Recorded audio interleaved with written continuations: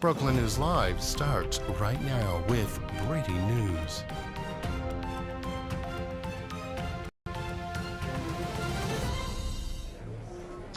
Hello, it is good to be with you. I'm Jackson Mitchell. Time now 2:02 p.m. It is Wednesday, January 21st. Again, good to be with you.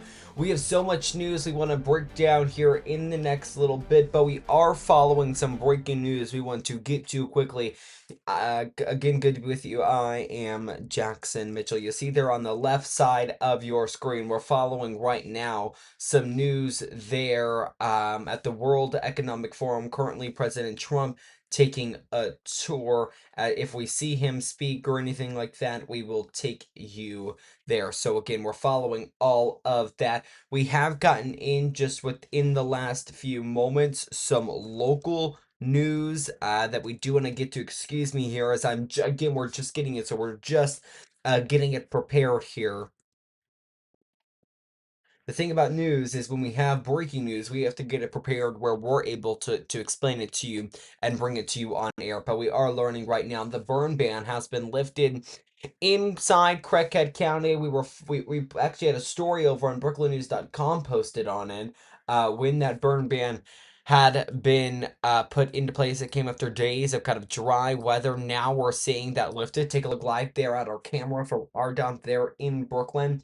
A wet day here, of course, as we've seen a lot of rain. We've been following that all as well, and the winter weather. Stick with us because we are going to talk winter weather in just a moment. But first, we do have, of course, that political news to get to. You might have already heard about it. Within the last few moments, we are learning President Donald Trump now saying he will not impose tariffs over Greenland. Originally, of course, he did in fact announce that tariffs were going to be put in place, 10% tariffs on all goods to countries that did not support the Greenland takeover by the United States. This comes as just within the last, really this morning, he says the U.S. isn't going to use force to take over Greenland. Not only that, but there is framework for a deal for the U.S. to acquire Greenland. I want you all to take a look at this video that we got in. This is him speaking this morning at the in Davos at the World Economic Forum. Take a look.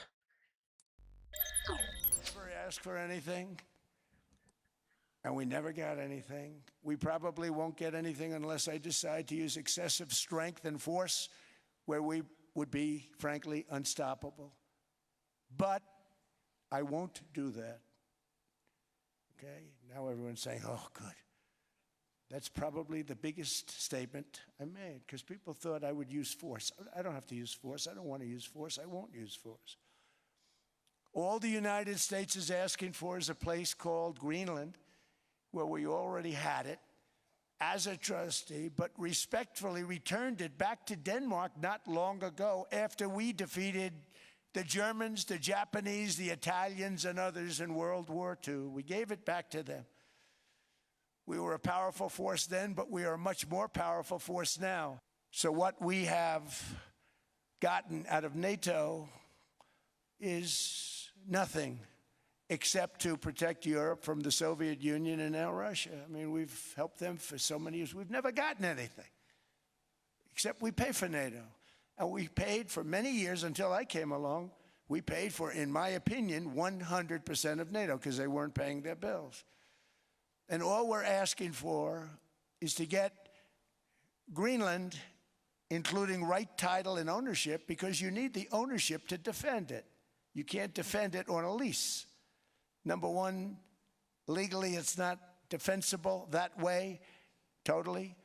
And number two, psychologically, who the hell wants to defend a license agreement or a lease, which is a large piece of ice in the middle of the ocean where if there is a war, much of the action will take place on that piece of ice. Think of it.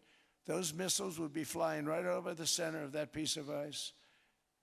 All we want from Denmark for national and international security and to keep our very energetic and dangerous potential enemies at bay is this land on which we're going to build the greatest golden dome ever built.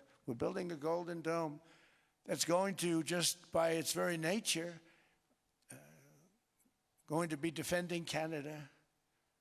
Canada gets a lot of freebies from us, by the way. They should be grateful also, but they're not. I watched your Prime Minister yesterday. He wasn't so grateful. So President Trump, they're really, that video putting all of the claims that he's made this entire time on why the U.S. should in fact acquire Greenland all in one. They're saying that they need the right title and ownership of Greenland, and saying who can psychologically to defend Greenland. Trump saying this because he believes Greenland is what is necessary to build a plan. He announced, really, I believe it was this summer, the Golden Dome, which is similar to Israel's Iron Dome. It would block incoming missiles if they were to come into the U.S. Of course, a very similar concept, though the U.S. is extremely large if you compare it to Israel. So this is a story we will stick on. I know we've been watching this feed throughout the last little bit, if I can get it pulled up for you guys, and we're actually seeing the president right now. Not sure if he said anything. We're now seeing him. Let's turn this audio up. For your legacy, sir, what does it mean for your legacy to have Greenland? The next step, Mr. President. I think it's a really good deal for everybody. It's a great security, good national and international security.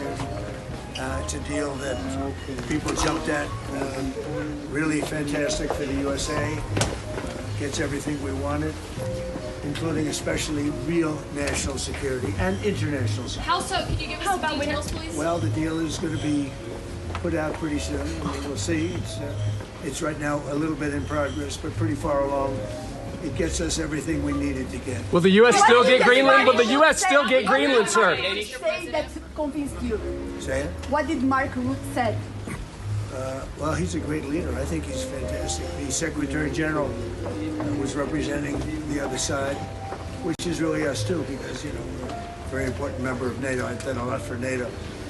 And it's really nice. I mean, it's a deal that everybody's very happy with. Does it Sir, how- does it still include the United States having ownership of Greenland like you said you wanted? It's a long-term deal. It's the ultimate long-term deal. I think it puts everybody in a really good position, especially as it pertains to security and minerals and other minerals. Sir, how important is it for your legacy? Have you already spoken to other European leaders? Have you already spoken to other European leaders? Yes, I am. How long will the deal be, Mr. President? Infinite. Did you speak to Denmark? Did you speak to Denmark? No time limit. It's forever. Will there be money involved? It's signed forever. Will there be money involved? It's a deal that's forever.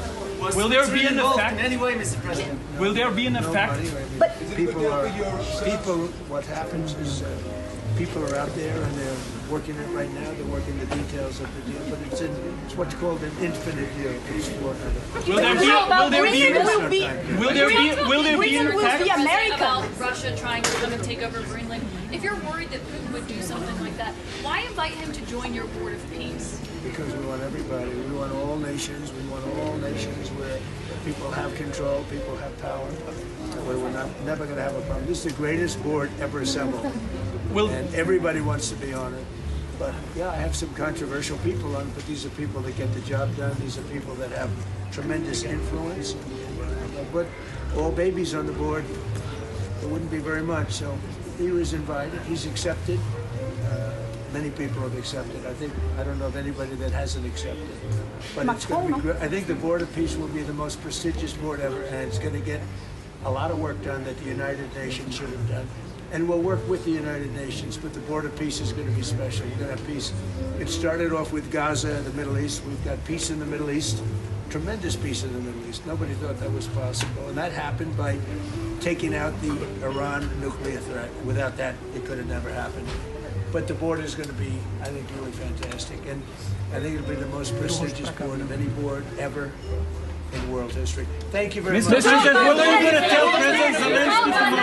Mr. President, how important is it for you to have Greenland? Tell President Zelensky tomorrow. Did you speak to Denmark? Alrighty, we lost that camera, but that was President Donald Trump taking questions there in Davos, Switzerland there for just a moment. Currently, I believe he's taking a tour of the facilities. I know it appeared we were looking at, the camera work was a little rough. Maybe a phone was being used.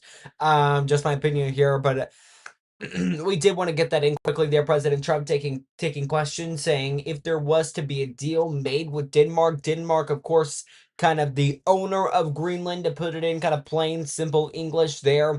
But you heard the president there saying that the deal would be infinite. So that is going to be something that we will keep our eye on and bring you any update if there is one. Alrighty. We're going to keep following all of those headlines on the future of course, Greenland. Not only that, but what the U.S., all the politics going on there. But first, we are going to sneak in our first break here of the hour as we leave you there on a nice shot there of the White House. Brookland News Live. We'll be right back.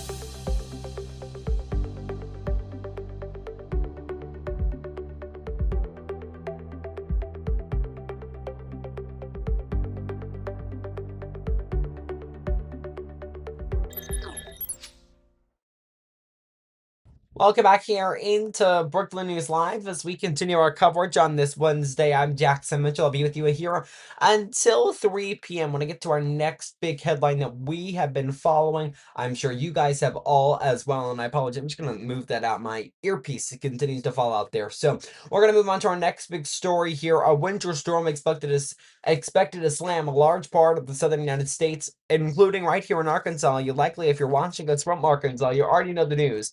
If you're in parts of far southern Arkansas, freezing rain, sleet expected to be your issue. Maybe a little snow in the forecast, but places like right here in Brookland, northern Arkansas, snow expected to be what we are going to get. Some people saying 10 inches plus, others saying 4 inches plus. We don't quite have the exact numbers, but we do know that we can show you something right this moment, and I'll take you. What we're doing here, I'm going to show you my screen. I'm going to show you the National Weather Service, what their predictions are right now. And of course, I want to note, like in a moment like this, I'll tell you the National Weather Service is being very careful in what they share in trying to say, here's what we know, here are the facts. So here's my screen now there for you, talking about the bitter cold wind chills ahead. So we're going to see crazy wind chills. I'll scroll down here for you. Oh, wrong button. Crazy wind chills there. So you're seeing just some of those. I wonder if I'm able to, excuse me here. Yes, I am able to zoom in the old-fashioned way here. So zooming in on what the National Weather Service is saying there, 32 degrees where that red line is, they're saying wind chills could go into below zeros. As you take a look there, Jonesboro is that dark red color that you're going to mostly see there at the far bottom. So wind chills expected to be pretty rough. Below zero is what we're looking at. Even possible, almost close to -10. So, and bitterly and extremely cold few days ahead. So, I mean, that's going to bring new problems. I expect just with like the electrical infrastructure, just thinking things like that. People's heat gonna be blowing full blast, so we'll see what that brings. But I know you guys could care less about fully the wind chills, and you want to know right there. You can't see my mouse, but the possibility of significant snow. All right, I'm gonna push into this map once again, and then I will zoom down, and what I'll do for you is I will mark where Jonesboro is so you can get an idea as to what we're looking at. And if you can't see it, I know it might be hard to see, that is 78%. This is the possibility of snow, at least 3 inches and 6 inches of snow. 78%. So, I'll tell you, what I take that as in my head is we're getting snow, and the likeliness of it being at least 3 inches, beyond probable. We'll at least get 3 inches, what we're looking at. So, and what I'll also tell you is meteorologists have been saying it's going to be something this storm going to be something you're likely going to remember. So, possibility of freezing rain. Uncertainty still remains regarding whether primarily ice or sleet will fall. So the question about ice or sleet still remains. That's something I've been following right now. As you take a look there at that graphic on your screen, Arkansas under a large, I think almost the entire state of Arkansas is under a winter weather. Yes, the entire state of Arkansas is under a winter weather watch. So you see all that light blue there? That is winter weather watches. If you're, I might be able to pull up my drawing tool here again, but really I would say a large part of the South, I know it's a rough line, but they're going to be expecting some ice. That's what they're getting. Luckily, we are in the good part of all of this, and we're going to be getting snow out of this. This all expected to start Friday evening and go to Saturday, stopping Saturday, but we're gonna remain below freezing for quite some time. How easily, how quickly the snow will melt is the next question. So, what it's going to impact, what things are going to look like there, that's something we will continue following. Right now, I know, I just wanted to bring you guys that quick update on the forecast there, what the snow forecast, the snow totals look like. Just want to make sure you guys are staying up to date on what we know and what I can share you about this winter weather storm. Whether we are live from my car somewhere, we're live from, shooting through a window because and I'm only saying shooting through a window because I took my technology, my equipment into below freezing, not below freezing temperatures. It wasn't below freezing, but it might have been below freezing. I'm not sure. I don't know. But pretty cold temperatures, and well, it did not function properly. So whether that is me from my car, where we are reporting in the snow, whether I'm doing pre-recorded videos, I have done that previously, and coming back inside and editing them and bringing them to you. I've been able to, I've gone live outside before and brought you guys the forecast. I can't have my equipment breaking and freezing. So we'll do the best that we can when it comes to that front of things and bringing you coverage. But if you guys will stick with us, we'll be right back here. We won't be here on Thursday. We'll be here on Friday though, and we'll bring you everything on this storm. I'm sure we'll almost have the entire hour focused on what this storm looks like. Not only that, we're also going to talk the other news though. So, do you want to get to right now the House floor? Representative Pete Starber, the Republican from Minnesota, speaking now. The nickel, the cobalt. A little loud there. Sorry about that. Why don't we listen in just for a moment? We'll listen into the House floor, and we'll bring you some other headlines on the other side of this. The Duluth complex, the largest untapped copper nickel deposit in the entire world. It's home to 1/3 of our country's copper reserves, 95% of our nickel reserves, 88% of our cobalt reserves, and 75% of our other platinum group metals. Public Land Order 7917 locked up the Duluth complex and ended this opportunity that we had. This PLO withdrew 225,504 acres. That's nearly 250,000 acres in the Superior National Forest, which is a working industrial forest where timber harvesting and mining are desired activities.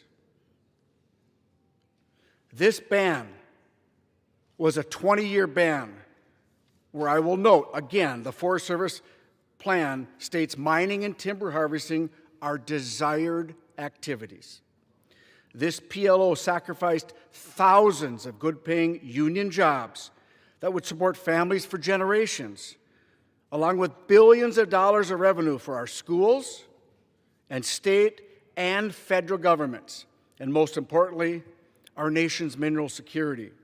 And it didn't only block our access to precious critical minerals, Mr. Chair, it also cut us off from one of the largest and most concentrated deposits of helium, a gas that is necessary in everything from medical and manufacturing equipment to the state of our defense systems.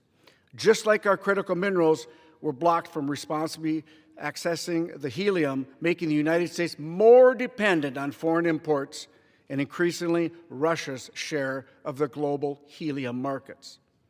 When issuing this ban, the Biden administration even went so far as to state that its purpose was to prevent mineral and geothermal exploration and development.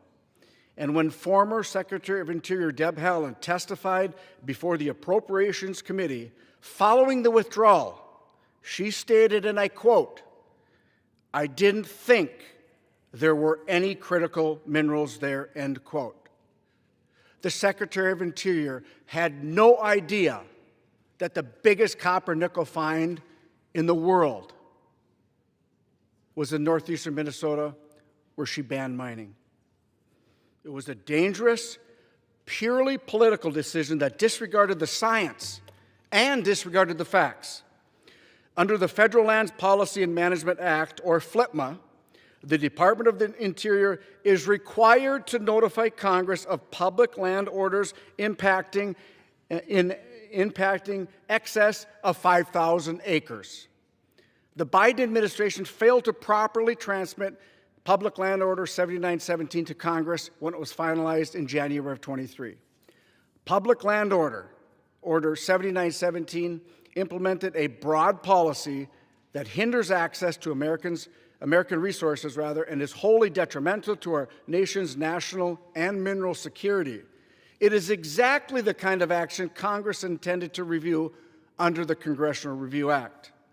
H.J. Res. 140 would overturn this mining ban under the CRA and allow important proposed mining and helium development projects to continue through the regulatory and permitting process, which they will have to complete at both Alrighty there. state I just wanted to dip in for just a moment. House lawmakers there debating legislation from the House floor. If there is anything groundbreaking news breaking, we'll bring that to you quickly. I'm going to turn to just another story really quickly. Bill Clinton, Hillary Clinton now being held in contempt. That's a look at Chairman Comer there. They did not show up to a hearing on the Epstein files. Their involvement there expected to be the main topic of that. And now they are being held in contempt. We might listen into that committee in just a moment, but I do want to go back to our big story this hour, which of course is going to be the future here. The weather is what I mean by that. Therefore, what I want to take you to right now, and it looks like actually they're having a contempt vote right now. You're able to see it there on your screen. We're going to change of plans here. We're going to listen and we'll talk more weather on the other side of this.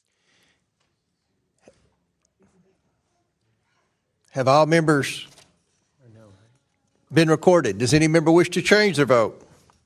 The clerk will close the vote and report the vote total. Mr. Chairman, on this vote, the ayes are 19, the nays are 25. The noes have it, and the amendment is not agreed to.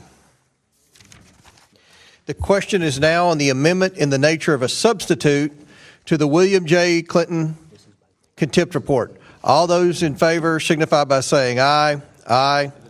All those opposed say no. In the opinion to share, the ayes have it. The amendment in the nature of a substitute to the report is agreed to. The question is now on favorably reporting the William J. Clinton contempt report as amended.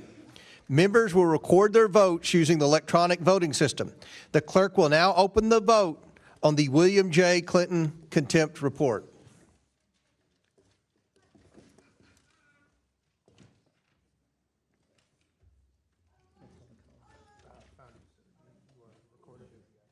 All right, so we'll just kind of monitor this. It appears they're in kind of what we call the, I don't know, like the legal process, the process that we all don't really want to watch the entire time.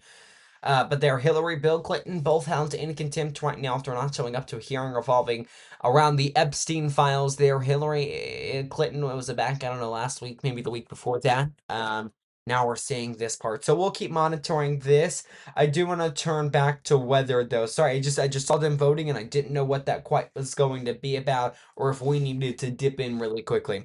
All right, so preparing for a winter storm. It's likely all tips you've already heard, maybe some you haven't, but I do want to play this video because I do just want to give you all kind of a reminder here just at what you need to be doing this winter, what you need to be focused on, because if there were to be a winter storm affect you right now, do you think you would be prepared? I want to play a video here from the Arkansas Department of Emergency Management. Here. If a winter storm hit Arkansas tonight, would you be ready? Don't let the snow and ice start falling. Take just a few minutes today to get winter weather ready. First, make sure you have an emergency kit ready in your car and your home. For your car, pack blankets, a flashlight, a small shovel, non-perishable food items, water, a phone charger, and jumper cables. For your home, have bottled water, non-perishable food, flashlights, extra batteries, a battery-powered radio, blankets, and a first aid kit. That kit comes in handy when the power goes out. Keep it close to grab flashlights and extra batteries. Layer up with warm clothing and blankets to stay cozy and safe until the heat comes back on. And stay connected. Keep up with social media, local news, and the Adams Citizen portal for real-time updates on warming centers near you. Use those centers as a safe place to warm up until your power is restored. So gear up, plan ahead, and when the storm hits Arkansas, you're already one step ahead. Alrighty, that video there from the Arkansas Department of Emergency Management. Oh my gosh. Sorry guys, at first it was a little bit loud. Sorry. Sorry, just sort of looping in my ear. Wow, it was blasting. Alright. Just wanted to bring you guys that there again, just the kind of the what you need to know, what you need to have, what you need to be prepared with, what you should have ready, non-perishable items. That's going to be your best advice. Also, I don't know, something I don't feel like that's always been true. Things to do while you're stuck inside. So think about that aspect of things. What are you going to do? Are you going to sit on your phone? What if there's no power, no Wi-Fi? Maybe you want to save that battery. So stay prepared. Be prepared at all times, really, for what you need to know there. That video there from the Arkansas Department of Emergency Management. Let's go back to this hearing now from over in the Capitol Hill, and it looks like it is just adjourned. Change of plans. This is live news for you. That's kind of how things work. We try to go to feed, no longer there. We're gonna sneak in a quick break then. So leave you here on this shot of Brookland there from ArcDot. Again, when it starts to snow, this camera's gonna come in handy, but also we'll have our own cameras. How we do that, if it's placed in the snow, what that means, We'll go to whatever measure we need to do to bring you guys the up-to-date forecast. In the meantime, a quick break. Brookland News Live returns here in just a moment.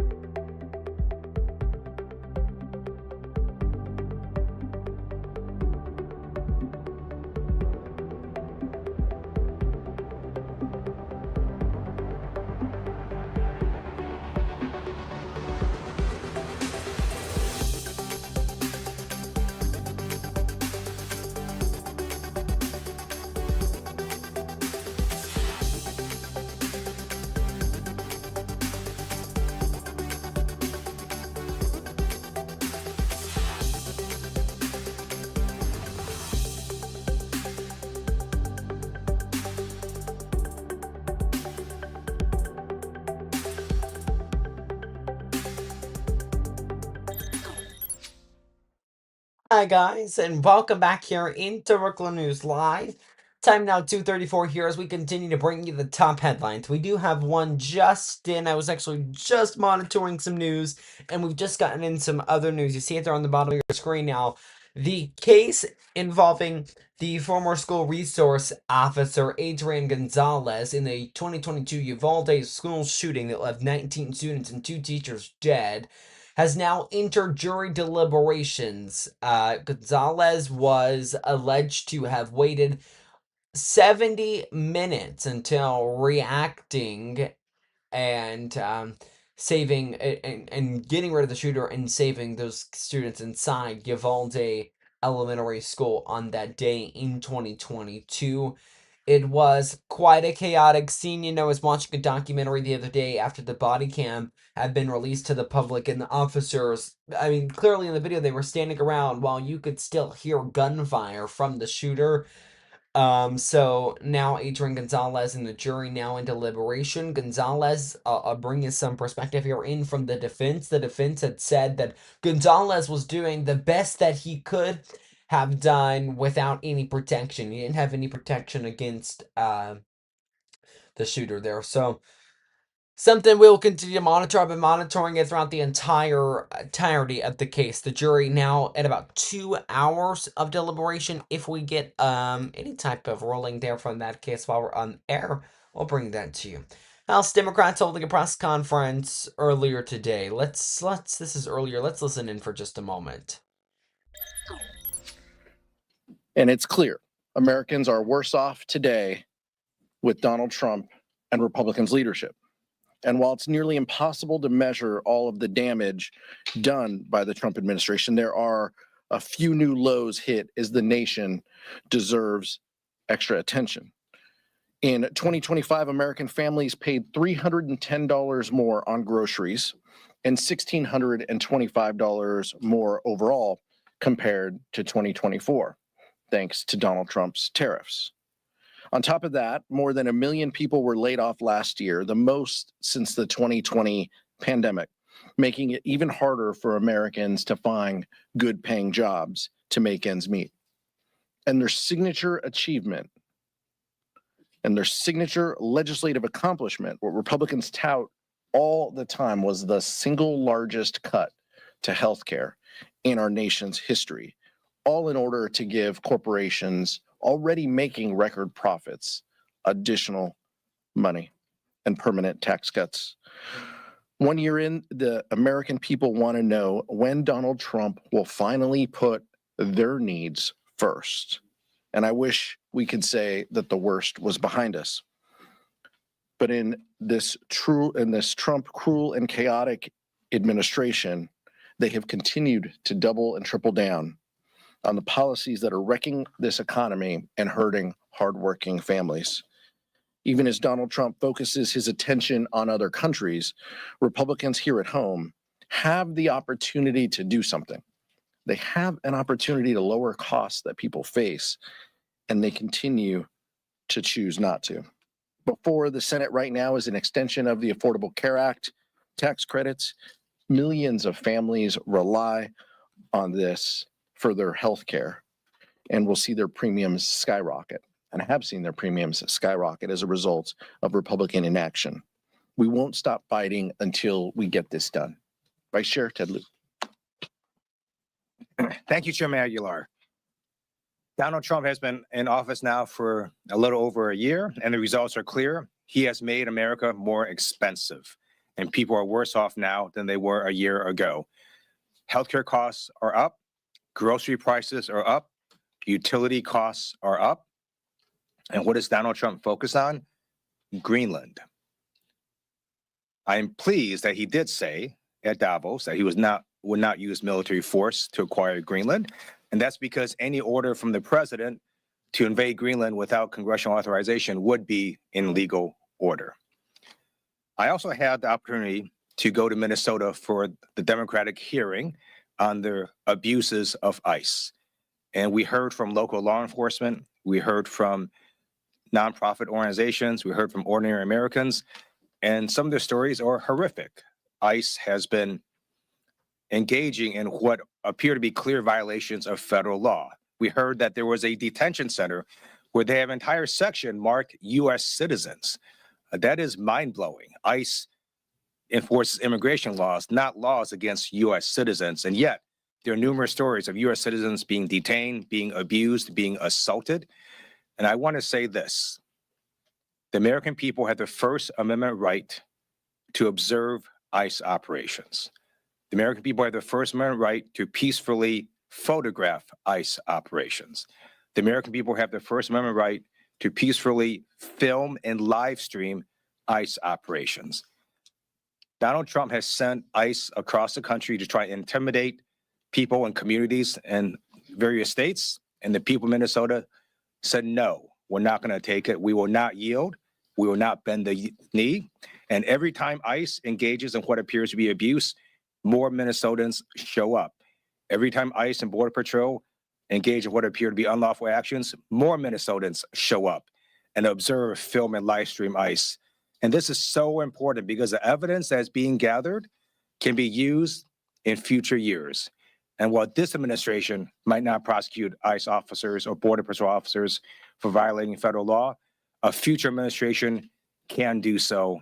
The statute of limitations for most federal crimes is 5 years. And so to the people of Minnesota and people across this country, exercise your First Amendment rights. Thank you, Vice Chair Lieu. Questions? Michael?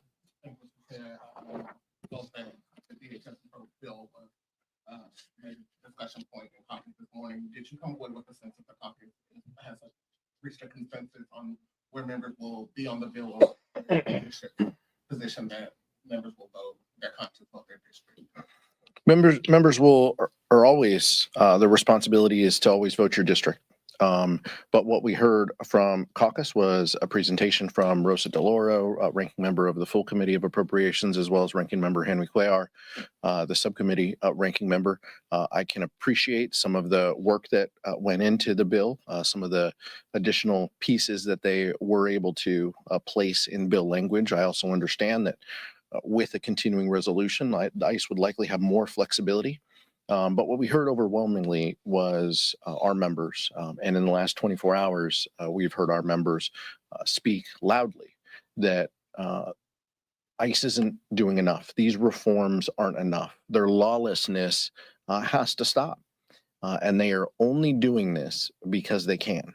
They're only doing this because the President of the United States wants to use them to terrorize communities, to terrorize U.S. citizens, as the vice chair heard directly last week in Minneapolis, St. Paul, to scare people.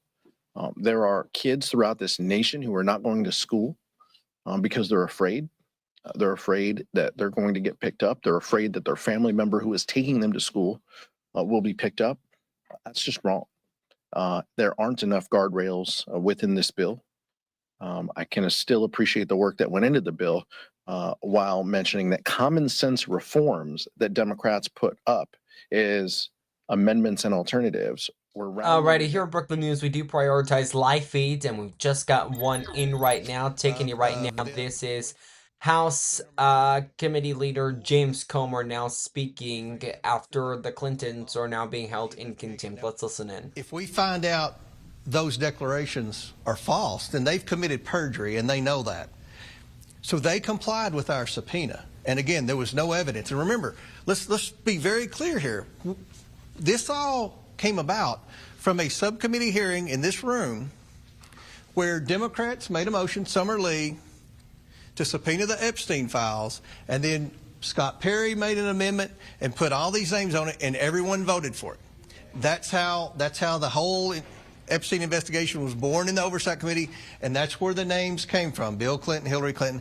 Everyone besides the Clintons have complied, and 2 Republicans actually sat down for hard-hitting depositions. You can look at the transcript with Barr and Acosta, and the Republicans weren't any less confrontational with their questioning than the Democrats. We are sincere. We want to know the answers. We want to get the truth to the American people. We expect Pam Bondi and the Department of Justice to deliver the documents, and we hope that people are finally held accountable for crimes. And we want to know why did the government drop the ball for the victims, and how can this be prevented in the future? When do you expect Pam Bondi to release those documents? It's been more than a month since the statutory deadline, and there have only been 2 drops of documents. You say you're confident the Attorney General will comply. When do you expect the full documents to be out, and is there a deadline by which you expect her to produce the documents, or else you would pursue something like contempt? I was hoping the documents would be dropped today, or whatever they've redacted thus far.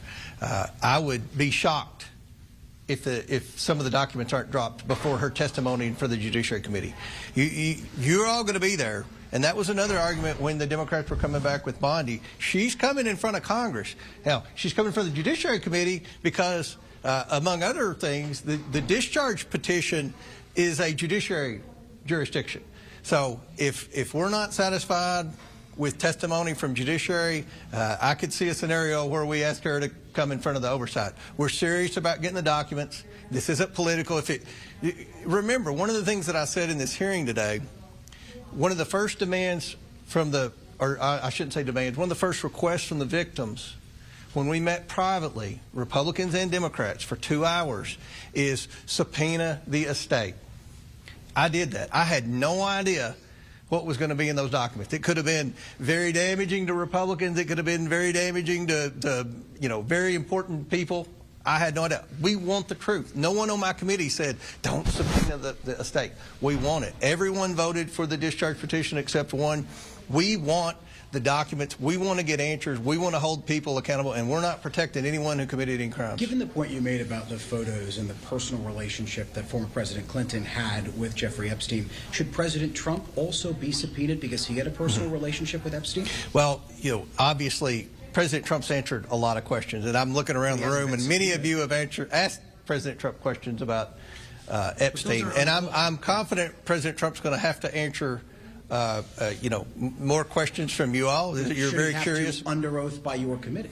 Well, there's never been a sitting president come under oath in an oversight committee hearing, but we'll see what how this plays out. We want to get the truth, and look, I'll go back to what Bill Barr said, who I don't think anyone would argue is a big fan of President Trump. He said under oath in the deposition that he believed that if there had been anything damaging about Donald Trump in the Epstein files, that it would have been released before the election. Were you surprised by some of the Democrats who voted for this? I was not. I've always hopeful that some Democrats would vote for it. Look, when we were in that meeting with the victims, there were some Democrats, and they were the ones that voted in favor of holding the Clintons in contempt.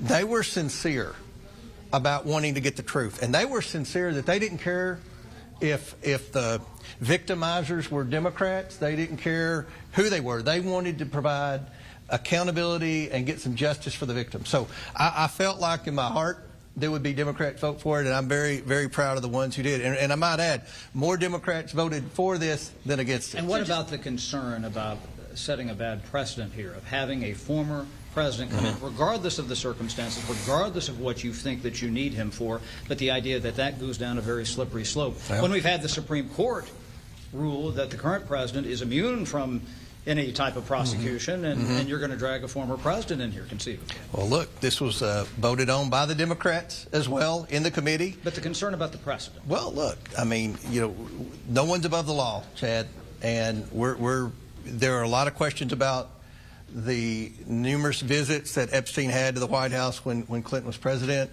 There are numerous questions about the number of times that President Clinton flew the post-presidency on Epstein's plane. Again, no one's accused Bill Clinton of any wrongdoing, but we have a lot of questions. And to my knowledge, he's never sat down with any of you and answered any questions. So hopefully someday we'll know the truth. Mr. McClure, go ahead. I've answered a bunch. Go ahead. What do you think about Congressman? Yeah, some people vote president on things. I don't know. I don't even know why that's a thing. I don't think I've ever voted president other than when we do the roll call vote. But, I guess president's better than voting no. I don't. Well, Annie. Two things. When we were talking about President Trump, you said we'll see how this plays out in terms of whether he would be involved in this investigation. So are you not ruling out that you might need to talk to President Trump? We're going to talk to. We're going to talk. Look, everything. I've said this publicly many times. There's nothing that I've seen that implicates President Trump. When we met with those victims, I think it's very public, there were several Democrats that made very clear to ask the victims if they ever saw President Trump do anything wrong, and every one of them said no, they never saw. The only thing they said was they knew, one said that they heard Jeffrey Epstein say he was friends with President Trump, which, that isn't a lot of evidence of any wrongdoing. So again, I go back to what Bill Barr said.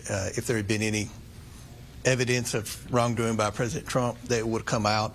But look, as the documents come in and more evidence is revealed, then we'll go from there. No one's above the law, and we're not going to leave any box unchecked. I'll answer one more question. Do you think that Bill Clinton's history and Monica Lewinsky that contributed to this vote and why? I don't know. But that is well known about him. Yeah, I don't know. Trying to stay. Look, one of the things that I think it wasn't men. I can't remember. One of the Democrat members said, "Well, the lawyer said you wouldn't agree to have the scope just about the Epstein." That's not true. We've always just cared about the Epstein stuff, and that's what we did in the Biden investigation. We didn't bring Hunter Biden in and ask about the stuff on the laptop other than the money. That's what our investigation was about, influence peddling. We never veered into the salacious stuff on the laptop, and that's the same with this. We're not going to go back in history on any sins or wrongdoing that Clinton may have committed in the past. It's all Epstein related. We want to know what anyone that spent a lot of time with Epstein, what they knew, if they saw anything, if they can help us, point us in a direction. We have no idea how Epstein made his money. We have no idea how he accumulated so much wealth. Remember, his estate's worth $750 million. So there's just so many questions that we have. That's what our question of Bill Clinton would have been about had he complied with the subpoena. I'll answer your question, I'll leave. Thank you, Chairman Comer. I wanted to ask about the Peter Navarro and Steve Bannon situation, because there have been some conservatives saying they think it's a double standard. I've heard other legal arguments that the circumstances of those cases is different than the one for the Clintons. Yeah. Well, look, I guess it goes to whether you believe the January 6th committee was a legitimate committee or not.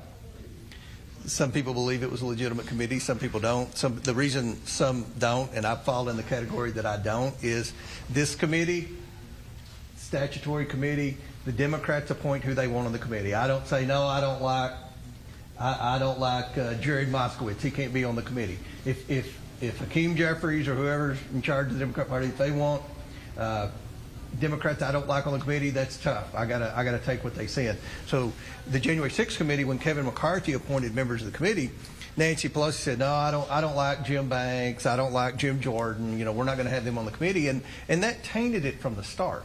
But regardless, if you are in the school of thought that it's a legitimate committee, they were issued a subpoena and they didn't comply with the subpoena. So look, I think the law is very clear. When you're issued a congressional subpoena, you need to comply with that subpoena. And the last thing I'll say before I leave, there was a point in debate back and forth with Mr. Garcia and I.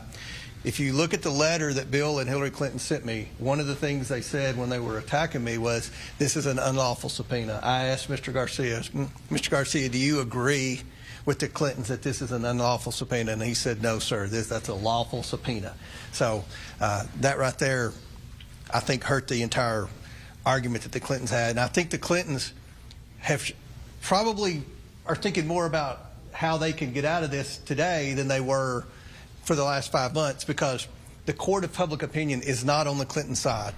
And I think that's one reason some of the Democrats, not all, some of the Democrats crossed over.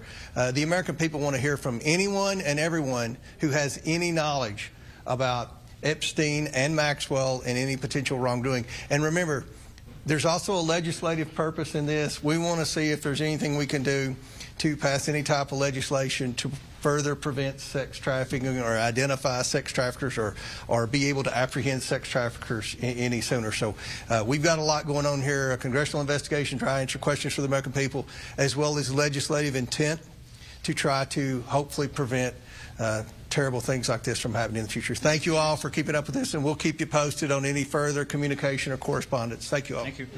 Alrighty, a meeting there. Quickly there, that live shot showing you Capitol Hill, if we can get it.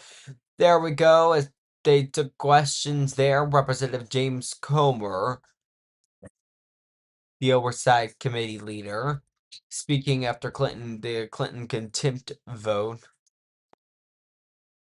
Stand by here as you continue to take a look there at James Comer. At Capitol Hill, I should say. They passed a resolution holding Bill and Hillary Clinton in contempt of Congress. They say it's for not showing up to their committee hearing.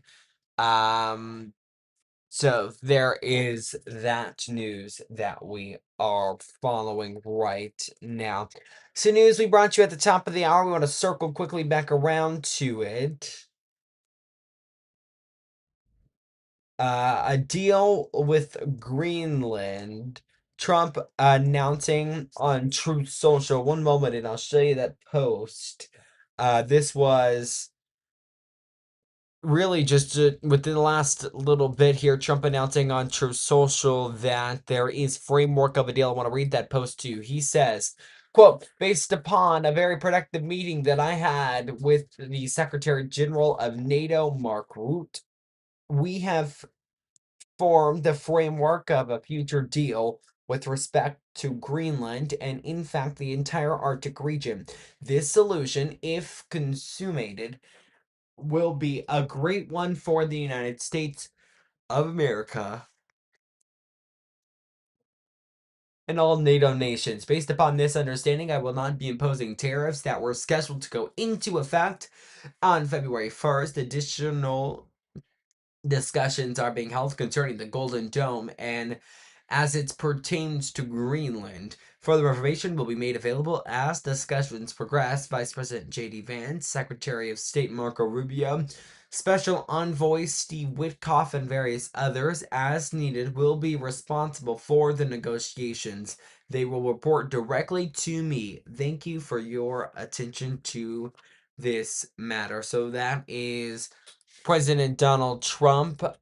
Today, they're announcing framework of a deal with Greenland. As we wrap up our time here, a quick look back outside here in Brooklyn, of course, ahead of some winter storms we are expecting. We're going to be following all of that throughout the next few days.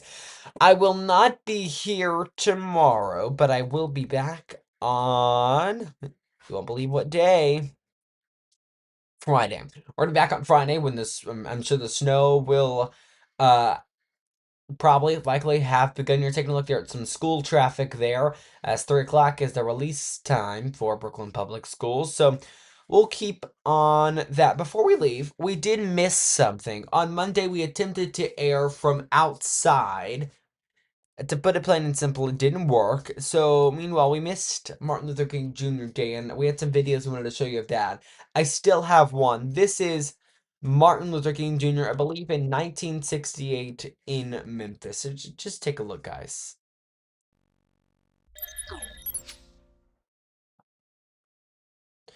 Okay, technical difficulties.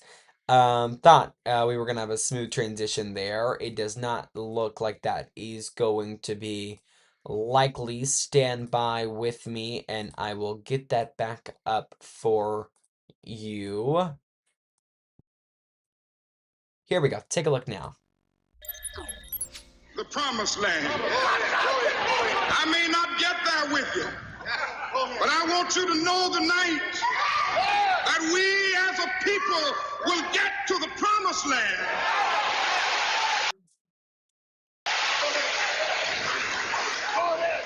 So I'm happy tonight. I'm not worried about anything. I'm not fearing any man. Mine eyes have seen the glory of the coming of the Lord. That was Dr. Martin Luther King Jr. giving his historic. Dr. Martin Luther King Jr. there as we celebrate the legacy that he, of course, left behind. A man that simply wanted peace. Of course, assassinated in Memphis. Monday was Martin Luther King Jr. Day. Unfortunately, we had major technical difficulties and we were unable to share that, but I did still want to share that with you guys. Remember, you're always able to join us weekdays on 2 p.m. Central. Tomorrow is a no-go, though. You will see us on Friday. Next week, we'll likely have a little more availability. We'll see how it goes. We'll bring you updates there. But again, weekdays at 2 p.m. Central gotta be the time when you can join us.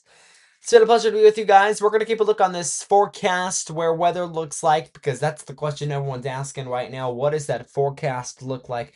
But in the meantime, that is going to do it for us. It has been so good being with you for throughout the last almost an hour now. We're about 20 seconds away or so. Remember, you can always catch us over on brooklandnews.com or on the social media pages you have seen there scrolling right on the bottom of your screen.